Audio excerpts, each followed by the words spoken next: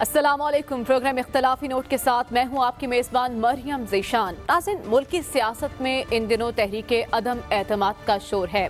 تحریک عدم اعتماد پر حکومت تو پر اعتماد ہے، لیکن اپوزیشن اختلافات کا شکار دکھائی دے رہی ہے۔ یہ تجویز پاکستان پیپلز پارٹی کی جانب سے سامنے آئی تھی، جس پر مولانا فضل الرحمان سمیت 5 قائدین اس کی مخالفت کر رہے ہیں۔ اختر مینگل اور آفتاب شیرپاؤ ان ہاؤس تبدیلی کے حامی ہیں۔ مسلم لیگ نون، جو کہ اپوزیشن کی سب سے بڑی جماعت ہے، وہ اس تجویز پر کیا کہتی ہے، کیا سوچ رہی ہے؟ احسن اقبال نے اس بارے میں گفتگو کی ہے، وہ سنتے ہیں۔ پیپلز پارٹی کی یہ تجویز ہے، پرانی تجویز ہے۔ جہاں تک مسلم لیگ نون کی سوچ ہے، ہم سمجھتے ہیں کہ اگر بلاول بھٹو صاحب کے پاس ایسے نمبرز ہیں تو وہ ضرور پیش کریں جس سے وہ تحریک عدم اعتماد لا سکتے ہیں، لیکن سینٹ کے اندر ہم نے دیکھا کہ جہاں نمبرز ہمارے پاس تھے وہاں بھی تحریک عدم اعتماد کامیاب نہیں ہوئی تھی۔ ایک ہی راستہ ہے جس پر چلنا چاہیے، اور وہ یہ ہے کہ اس حکومت کے خلاف ایک فیصلہ کن لانگ مارچ کرنی چاہیے۔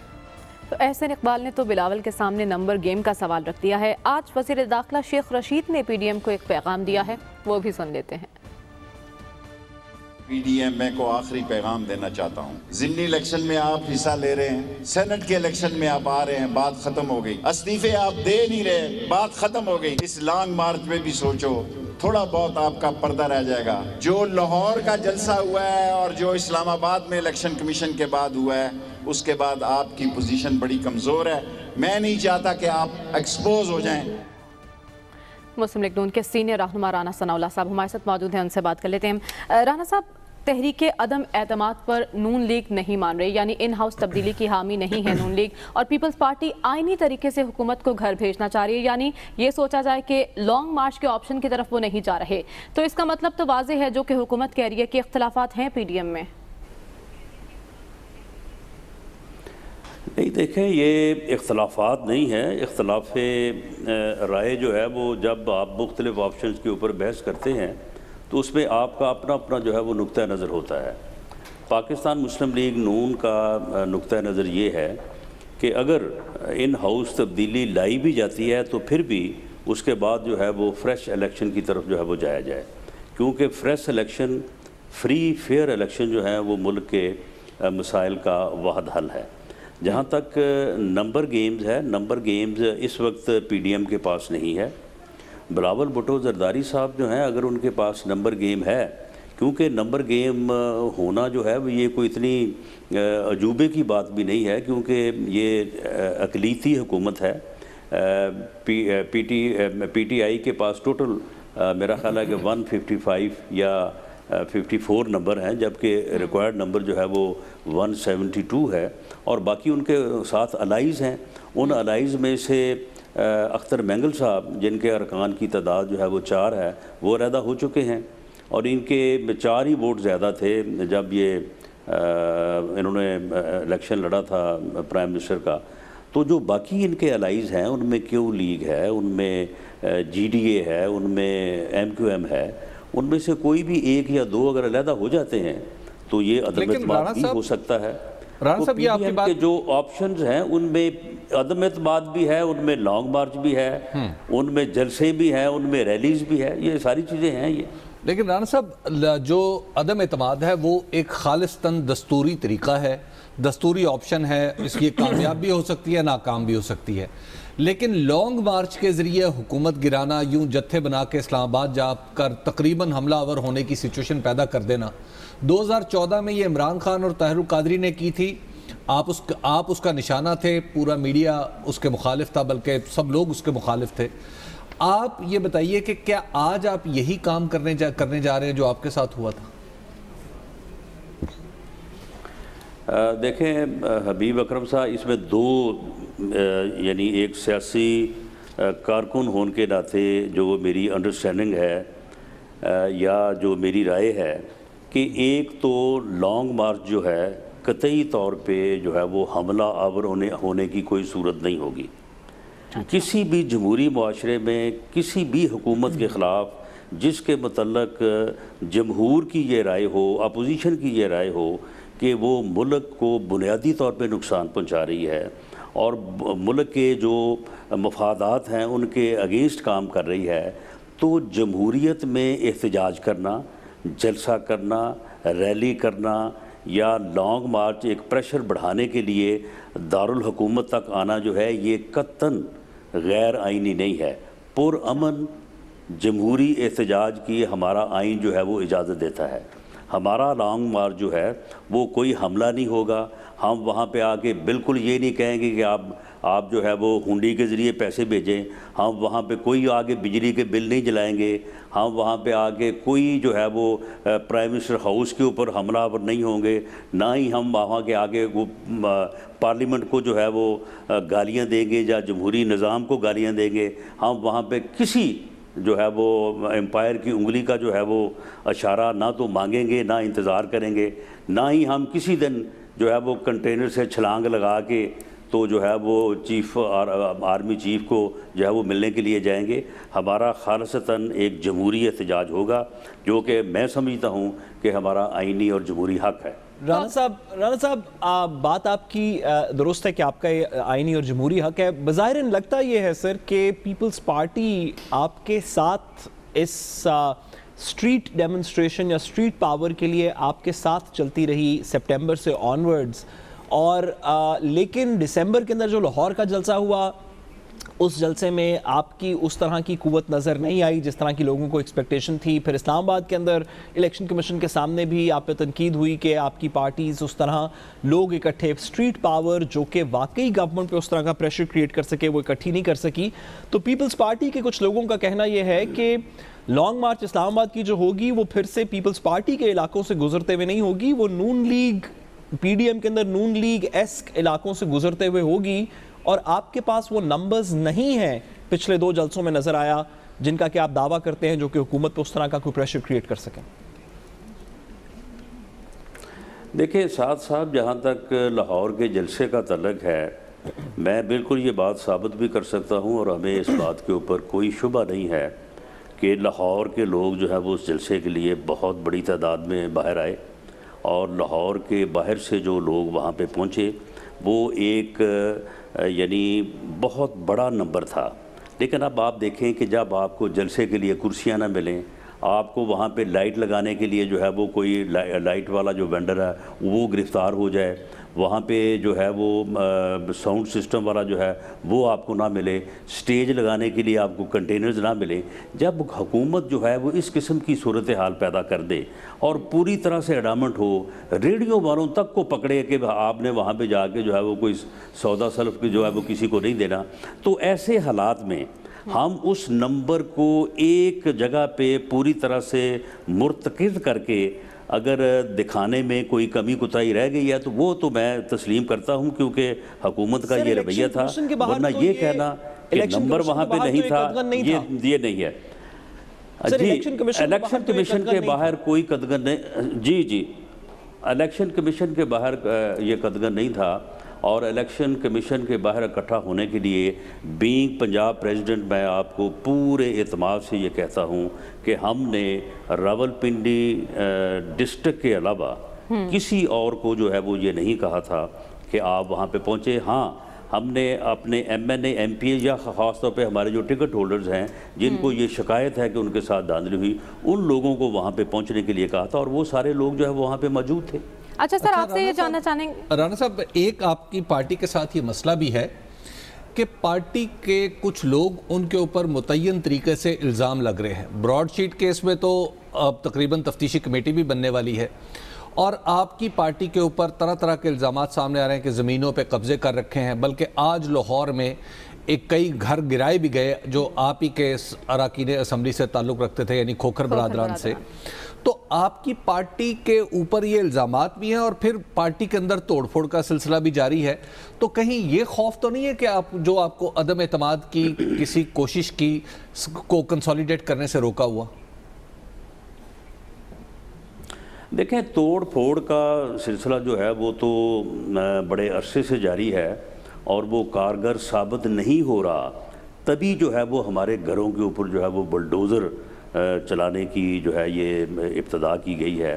اور آج میں سمجھتا ہوں کہ جو یہ ظلم اور زیادتی کی گئی ہے سیف کھوکھر اور افضل کھوکھر جو ہمارے ایم این اے اور ایم پی اے ہیں، کہ ان کے گھر کے اوپر جو ہے وہ اس طرح سے انہوں نے بلڈوزر چڑھائے ہیں اور ان کے گھروں کو گرایا ہے، جب کہ وہ متنازع معاملہ، چلیں میں یہ نہیں کہتا کہ کس کی بات درست اور کس کی غلط ہے، یعنی وہ معاملہ سب جوڈس ہے، ہائی کورٹ نے، سول کورٹ نے اسٹیٹس کو جاری کیا ہوا ہے، اور اس کے باوجود جو ہے یعنی اتنی ضد، اتنا انتقام، اتنی نفرت، میں نہیں سمجھتا کہ یہ ملک جو ہے یہ آئندہ آنے والے وقت میں جو ہے وہ سیاست کے قابل رہے گا، یا یہاں پہ جمہوریت جو ہے وہ پریکٹس ہو سکے گی جب آپ لوگوں کو اس حد تک جو ہے وہ انتہا کو پہنچائیں گے، تو اس کے پھر کوئی صحیح جو ہے وہ نتائج سامنے نہیں آئیں گے۔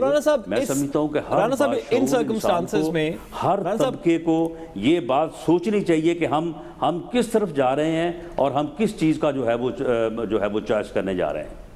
رانا صاحب، ان سرکمسٹانسز میں جہاں پہ چلیں آپ نہیں بھی کہتے تو لوگ کم از کم، یا میڈیا کے اوپر آپ نے کوریج بھی دیکھی، وہ لاہور کے جلسے کو بھی ایک پرٹیکولر طریقے سے دیکھتے ہیں کہ عوام نہیں تھی، اسلام آباد کو بھی دیکھتے ہیں، وہ اس بات کو بھی دیکھتے ہیں کہ پیپلز کے نون لیگ کے اپنی لیڈرشپ کے اندر جو ایک دو بیانات اس طرح کے آئے جو کہ بظاہر مریم صاحبہ کے بیانات سے تھوڑے سے ڈیفرنٹ تھے، دیکھا کہ لوگوں کے اوپر کافی پریشر پڑ رہا ہے۔ ایسی سچویشن میں پیپلز پارٹی کیسے آپ کا ساتھ دے ایک سٹریٹ پاور کے لیے؟ کیوں نہیں آپ ان کے ساتھ مل کے پی ڈی ایم کو متحرک رکھتے ہوئے ان کے ساتھ مل کے ان کی بتائی ہوئی سجیشن جو کہ ان ہاؤس چینج ہے اس کے اوپر کیوں نہیں کام کرتے؟ آپ سٹریٹ پاور پہ کیوں انسسٹ کر رہے ہیں جب بظاہراً لگتا ہے کہ وہ آپ کے پاس نہیں ہے؟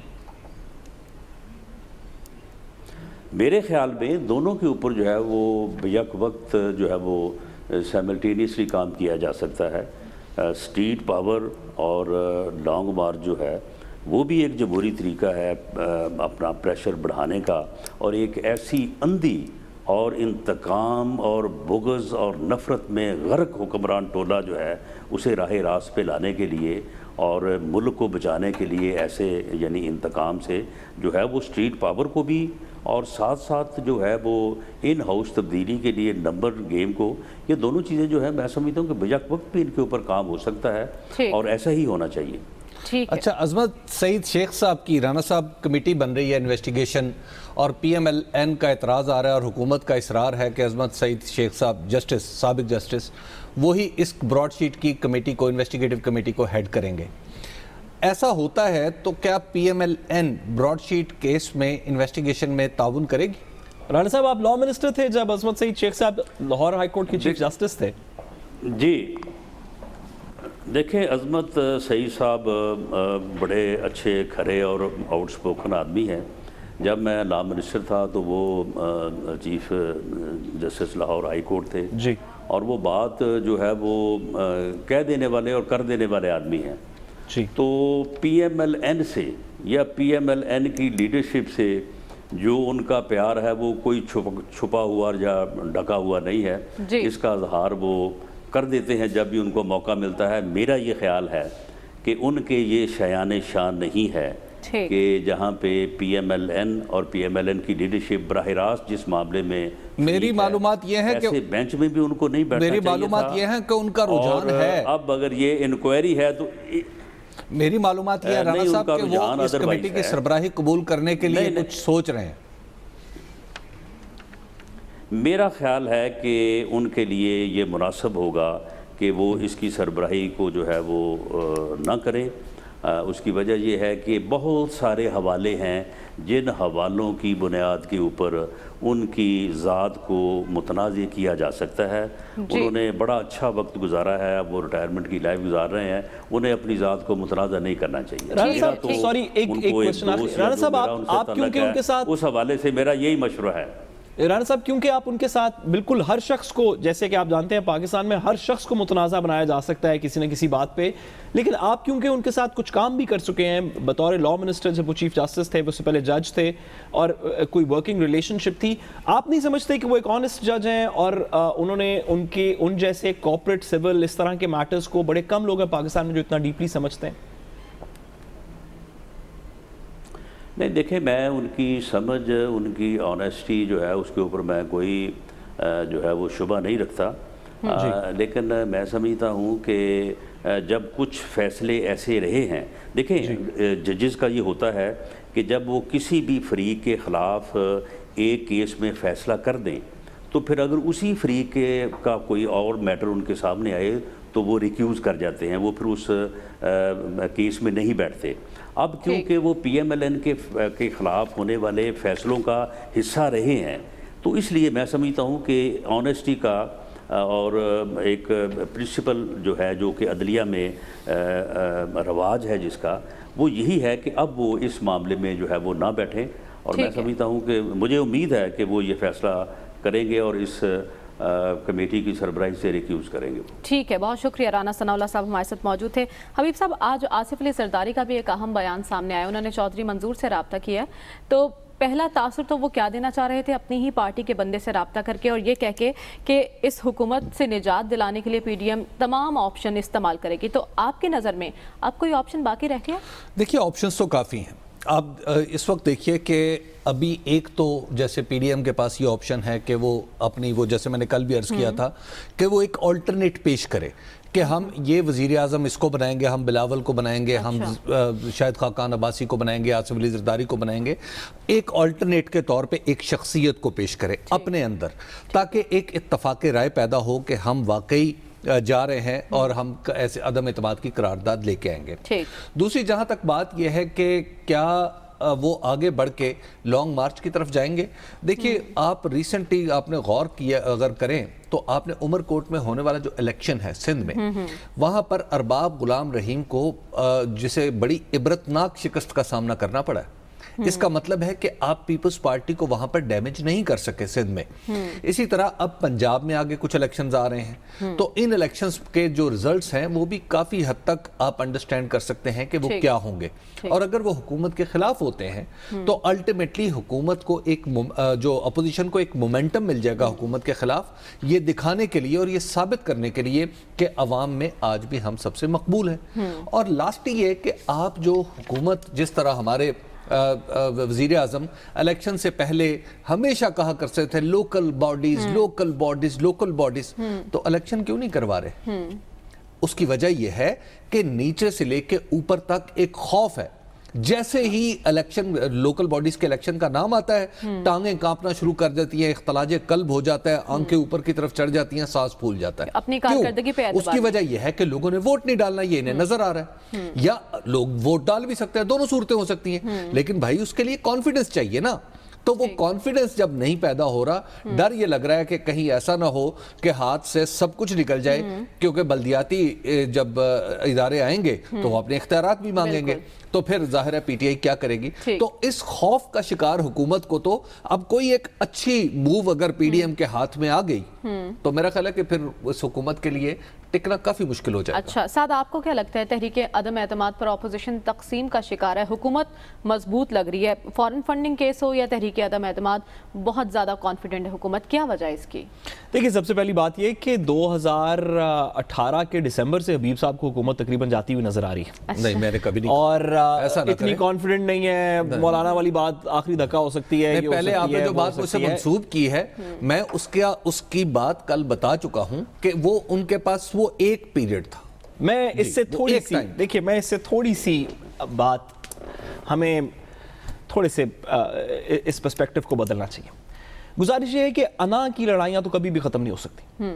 میں اپنی انا کی لڑائی تو ابلیس سے شروع ہوئی ہے نا، کہ انا خیرم وخلقتہ من نار وخلقتہ من طین، کہ میں اس سے افضل ہوں۔ ابلیس سے یہ انا کی لڑائی انسانیت کے اندر اور نیچے انا کی لڑائی شروع سے تو کوئی ختم نہیں۔ جو بندہ اس ملک کا وزیر اعظم بن جائے گا اس کی انا ہوگی کہ وہ امیر المومنین بن جائے، پھر وہ امیر المومنین بن جائے گا تو اس کی انا ہوگی کہ میں دنیا سارے کا بادشاہ بن جاؤں، پھر اس کی انا ہوگی کہ میں کائنات کا انا کی لڑائیاں تو ختم نہیں ہو سکتی۔ تو انا کی بیسس کے اوپر اپوزیشن بلاول بھٹو زرداری صاحب آ کے دھرنا دینا چاہتے ہیں، لانگ مارچ کرنا چاہتے ہیں، ان ہاؤس چینج کرنا چاہتے ہیں، دھکا دینا چاہتے ہیں، ٹانگ کھینچنا چاہتے ہیں، 100 دفعہ کریں۔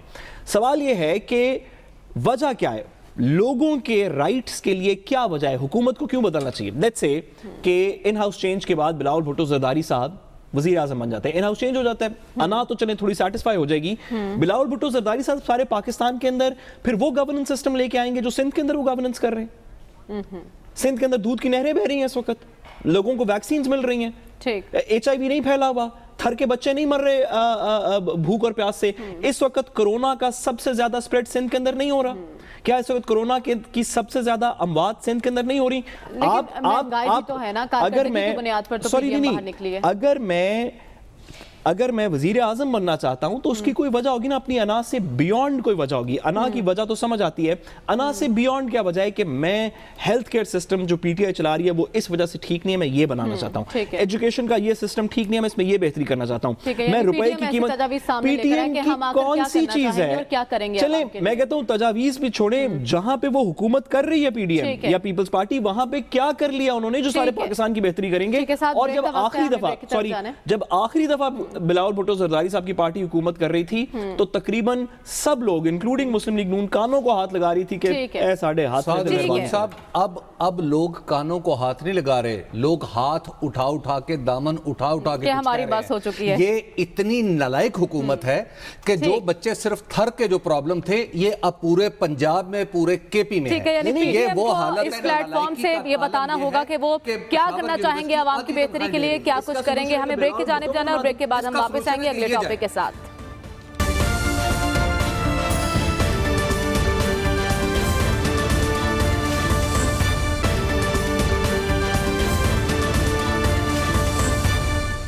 वेलकम बैक नाज़रीन। चीन और बरतानिया के बाद अब पाकिस्तान में रूसी वैक्सीन की भी मंजूरी दे दी गई है। हुकाम के मुताबिक 50,000 खुराकों पर मुश्तमिल पहली खेप इसी महीने के आखिर तक पाकिस्तान पहुंच जाएगी और 31 जनवरी तक चीन भी हमें वैक्सीन फराहम कर रहा है। इसी पर बात कर लेते हैं वज़ीर सेहत पंजाब डॉक्टर यास्मीन राशिद साहिबा हमारे साथ मौजूद हैं। डॉक्टर साहिबा, बहुत अच्छी खबर है कि पाकिस्तान में वैक्सीन आ रही है। ये बताएगा कि ये वैक्सीन आम आवाम तक कैसे पहुंचेगी, क्या हिकमत अमली होगी?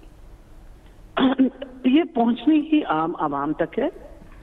सबसे पहले देखिए ना, एक हमने प्रोटोकॉल सेटअप कर दिया है। पहले प्रोटोकॉल में अंदर ये है कि जितने हमारे हेल्थ वर्कर्स हैं, जो फ्रंटलाइन वर्कर्स हैं, इनको वैक्सीन लगेगी और ये बाकायदा जुडिशियसली नेशनल वो कितने हैं कमांड जी बेसिकली तो देखिए हमारे पास 3,60,000 वर्कर्स की हमने लिस्ट तैयार की हुई है पंजाब के अंदर, 3,60,000 और बाकी भी हम रजिस्टर कर रहे हैं। अच्छा, ये हमने पूरी तैयारी की हुई है। अपने हम लोगों के 189 सेंटर्स हैं जो रेफ्रिजरेटेड सेंटर्स हैं, जिनमें हमने वैक्सीन स्टोर भी अपनी करनी है। जैसे जैसे वैक्सीन आएगी, लोगों की ट्रेनिंग मुकम्मल हो चुकी है। हमारे कुछ 77 मास्टर ट्रेनर्स बन चुके हैं। इसके अलावा बाकी लोगों की ट्रेनिंग करके तो पूरा जो इसमें सब फर्स्ट गो में हेल्थ केयर वर्कर्स होंगे, सेकंड में एवरीवन अबव एज 65 यानी 65 साल से ज्यादा उम्र के जो लोग हैं उनकी बाकायदा नादरा से लिस्ट ली जा रही है। अच्छा। और उनको वजह यह है कि वो सबसे ज्यादा वल्नरेबल है। ये देखा गया है कि फौतीदियां जो हैं वो ज्यादातर उन लोगों में होती हैं जो 65 साल से ज्यादा उम्र के होते हैं। तो अगर पहले उनको, फिर उसके बाद 60 साल से ज्यादा उम्र के लोगों को, फिर 55 साल से, तो ये बाकायदा फेज वाइज किया जाएगा। तो डॉक्टर साहब, ये डोर टू डोर वैक्सीन फराहम की जाएगी या किसी सेंटर में इन लोगों को बुलाया जाएगा, क्या मैकेनिज्म? नहीं जी, इनको बाकायदा सेंटर्स बना रहे हैं ना, आपको मैंने बताया 189 सेंटर्स है। लोगों को बताया जाएगा, they will come to the centres, उनको हम ला के और वैक्सीन पहले तो सबसे पहले तो हमारे हेल्थ केयर वर्कर्स को ही लगता है। और जो अच्छी बात है वो ये है कि न सिर्फ हमें ये साइनो फार्मा जो उनकी ऑफिशियल फर्म है वो इनिशियली जो डोजेस दे रही है वो तकरीबन अब 5 लाख पहले आ रही थी, अब उन्होंने मजीद उन्होंने कहा 11 लाख और देंगे। और इसके अलावा जो अच्छी बात है वो ये है कि जो हमारा अपना चल रहा था रिसर्च, उसकी बाकायदा एनालिसिस कनाडा में शुरू हो गई है और उनके साथ तो हमारी पहले दिन से तयशुदा ये बात थी। तो डॉक्टर साहब, ये मुफ्त लगेगी वैक्सीन जब 65 इयर्स के लोगों की तरफ जाएंगे हम या आम लोगों की तरफ जाएंगे? क्योंकि 18 साल तक के बच्चे तो वैसे ही एक्सक्लूड किए गए हैं दुनिया में, तो क्या हम मुफ्त लगाएंगे या पैसे लेंगे? नहीं जी, मुफ्त लगेंगे। आप ये देखिए, अल्हम्दुलिल्लाह हुकूमत ने जितना ट्रीटमेंट किसी सरकारी अस्पताल में हुआ है वो टोटली फ्री ऑफ कॉस्ट हुआ है। 14 अरब रुपए टेस्टों के ऊपर आपके, और फ्री टेस्ट होते हैं, आपको पता है। ऑल मेडिसिन आर फ्री और अच्छी से अच्छी दवाई हमने रखी। हम लोगों ने एक्टेम्बरा सप्लाई किया, हर मरीज को फ्री दवाई मिलती है। इंशाल्लाह हमारी पूरी कोशिश है कि सीनियर सिटीजन्स को सबको फ्री ऑफ कॉस्ट मिलेगा। अच्छा डॉक्टर साहब ये बताइएगा कि 3 किस्म की, जी एक सेकंड बस एक सवाल है कि 3 किस्म की वैक्सीन आ रही हैं, बरतानिया से भी आ रही है, चीन से और रूस से, तो कैसे आप लोग इसको कैटेगराइज करेंगे? एज ग्रुप के लिहाज से लगेगी ये वैक्सीन इस एज ग्रुप को, या सबको एक तरह की वैक्सीन लगाई जाएगी? नहीं, मसला ये है कि जी जो तीनों ग्रुप्स आ रहे हैं ना, इनको तो हम परमिट कर रहे हैं कि दे आर रजिस्टर्ड नाउ, और प्राइवेट लोग, ये जो प्राइवेट कंपनीज हैं, अगर इनको लाएंगी we will be working with them on this also. लेकिन कोवैक्स जो है, जो पूरी दुनिया से ले रहा है, जो कंसोर्शियम है वैक्सीन का, वो पूरी दुनिया से ले रहा है, वो हमें 20% हमारी आबादी के लिए कमिटेड है कि वो हमें वैक्सीन देंगे, और वो तकरीबन 4.5 करोड़ डोजेस बनेंगे। तो इंशाल्लाह। डॉक्टर साहब ये भी बताइए कि अगर लोग, क्योंकि आजकल इस पे बहुत ज़्यादा कंसर्न है, तो हर किस्म की सच्ची झूठी खबरें चल रही हैं, कहा यह जा रहा है कि जो वैक्सीन्स डेवलप भी हो चुकी हैं, ख्वाह वो फाइजर वगैरह वाली साइड की अमेरिकन वैक्सीन्स हों या चाइनीज़ हों, उनके अभी साइड इफ़ेक्ट्स पूरी तरह समझे नहीं गए, बल्कि कुछ लोग जिनको एडमिनिस्टर की गई उनमें से कुछ की अमवात हो गई यूरोप के अंदर, कुछ फेशियल पैरालिसिस हुआ, कुछ दीगर इस तरह की चीज़ें हुई।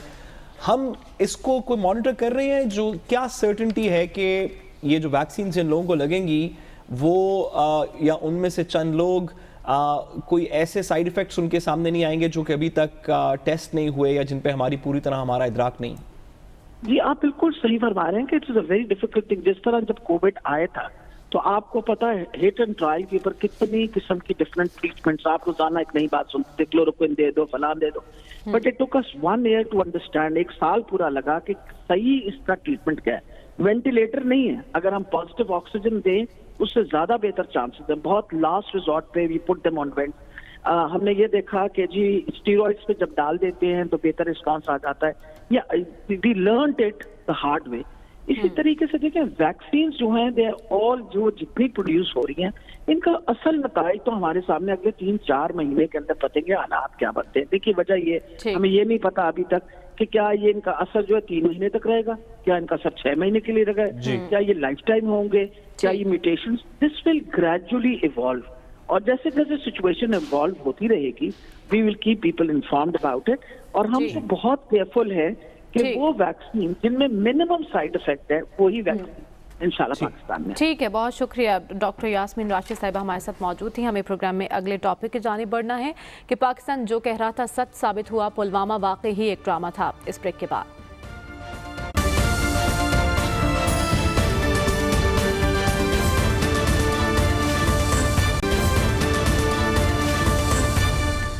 वेलकम बैक नाज़रीन। भारत का मकरू चेहरा एक बार फिर उस वक्त सामने आया जब अर्नब गोस्वामी, भारतीय सहाफ़ी की व्हाट्सएप चैट लीक हुई और वो सच सामने आया जो पाकिस्तान कह रहा था कि पुलवामा वाकई ही एक ड्रामा है। मोदी सरकार ने अपने फ़ायदे के लिए अपने ही फौजी मरवा दिए। इससे पहले डिसइंफो लैब के इंकशाफात ने भी भारत का भांडा फोड़ा। हबीब साहब, भारत का असल चेहरा दुनिया के सामने रख दिया हमने, उसके बावजूद दुनिया खामोश है, कोई नोटिस नहीं। देखिए मेरे लिए बड़ी ही सोचने की बात है और बड़ी ही इंटरेस्टिंग तो नहीं है बल्कि दुख देने वाली बात है। वो ये है कि खुद इंडिया के अंदर जो बड़े जर्नलिस्ट हैं, मसलन वहाँ पर जो बड़ी जर्नलिस्ट हैं बरखा दत्त, उसको मैंने खुद सुना कि बरखा दत्त कह रही थी कि इस वजह से इंटरनेशनली पाकिस्तान के ऊपर जो इंडिया के इल्ज़ामात थे वो सारे के सारे धुल गए और इंडिया को इंटरनेशनली एम्बैरसमेंट का सामना करना पड़ेगा जब ये अर्नब गोस्वामी का मामला आया। अच्छा, उसके साथ फिर जब तलवीन सिंह, उनकी बड़ी मशहूर जर्नलिस्ट हैं, तलवीन सिंह कह रही थी कि इंडियन मीडिया जो है वो पूडल बन गया है बीजेपी का, हुकूमत का, और चीफ पूडल था अर्नब गोस्वामी। तो उन्होंने कहा इसने हमारे मीडिया को दुनिया में मुंह दिखाने के काबिल नहीं छोड़ा। अब ये सूरत हाल है खुद इंडिया की। लेकिन जब आप इंटरनेशनली स्टोरी को फॉलो करते हैं तो आपको लगता है कि इंटरनेशनल प्रेस को जैसे ये स्टोरी नजर ही नहीं आई। अच्छा, जब आप इसको थोड़ा सा अनवाइंड करके पीछे जाते हैं, डिसइंफो लैब कितना बड़ा स्कैंडल था, कितनी बड़ी स्टोरी थी, सिवाय बीबीसी के किसी ने ये स्टोरी इंटरनेशनली पिकअप नहीं की मीडिया में।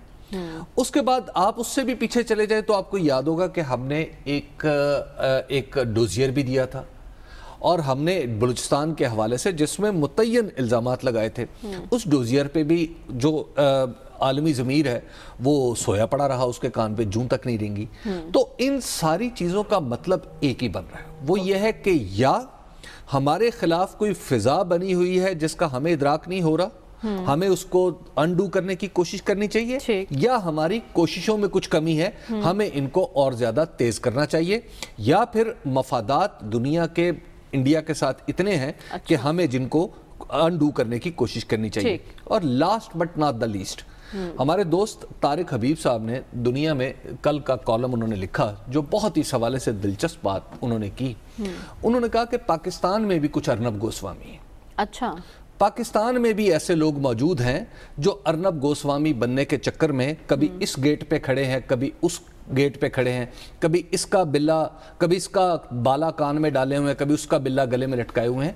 تو ایسے ارنب گوسوامیوں سے جو پاکستان میں پائے جاتے ہیں ان سے ہوشیار رہیں، ٹھیک ہے، سارے ادارے ہوشیار رہیں، کیونکہ یہی ارنب گوسوامی جیسے لوگ بعد میں آپ کی بدنامی کا باعث بنتے ہیں، جیسے انڈین میڈیا کی اور انڈیا کی بدنامی کا ٹھیک ہے۔ باعث۔ سعد، یہ بات تو واضح ہے کہ بھارت صرف پاکستان کے امن کے لیے نہیں، خطے کے امن کے لیے خطرہ بن چکا ہے۔ تو کیا دنیا کو اپنے مفادات اتنے عزیز ہیں کہ خطے کے امن کو خطرے میں ڈال دے؟ کوئی نہیں بھارت کو لگام ڈالنے والا؟ دیکھیے دوسری جنگ عظیم کے بعد جو کرنٹ انٹرنیشنل ورلڈ آرڈر ہے، جس کے اندر یو این ہے اور آئی ایم ایف ہے اور نیٹو ہے اور یونیپول ایک ورلڈ کا سٹرکچر ہے جس میں جو امریکہ صاحب بہادر نے کہا وہ بات مانی جائے گی، اور ایک ہمارا جتنی بھی انٹرنیشنل باڈیز ہیں وہ ایک پرٹیکولر ملک اور اس کے ایلائز جو ہیں وہ ان تمام باڈیز کو گورن کرتے ہیں، آئی ایم ایف کو بھی، ورلڈ ہیلتھ آرگنائزیشن کو بھی، دیگر کو بھی۔ ہم سب کو ایک ڈھونگ بتایا گیا، ہم سب کو جھوٹ بتایا گیا کہ یہ تمام انٹرنیشنل ایجنسیز جو ہیں یہ انصاف کے لیے اور انسانی حقوق کے لیے اور برابری کے لیے اور ہیومن رائٹس کے لیے اور دیگر چیزوں کے لیے بنی ہے۔ یہ ان چیزوں کے لیے نہیں بنی ہے۔ یہ ان کو اپنے ہیومن رائٹس ابیوزز کبھی بھی یاد نہیں آئے۔ اپنے ایلائز انڈیا جیسے لوگ جو ہیں وہ جب بھی ڈس انفو لیب یا ارنب گوسوامی یا پلوامہ جیسے ایشوز کے اوپر وہ اپنے ایلائز کی نہیں بولیں گے۔ اگر اس طرح سے آدھی بات بھی چین نے کی ہوتی تو صرف امریکہ کا میڈیا کیا کر رہا ہوتا؟ پاکستان تو اپنا کردار ادا کر رہا ہے اور بھارت کا چہرہ دنیا کے سامنے لایا، لیکن اب دنیا کو جاگنے کی ضرورت ہے۔ پروگرام کا وقت ختم ہو جاتا ہے، آپ سے ملاقات ہوگی انشاءاللہ اگلے ہفتے۔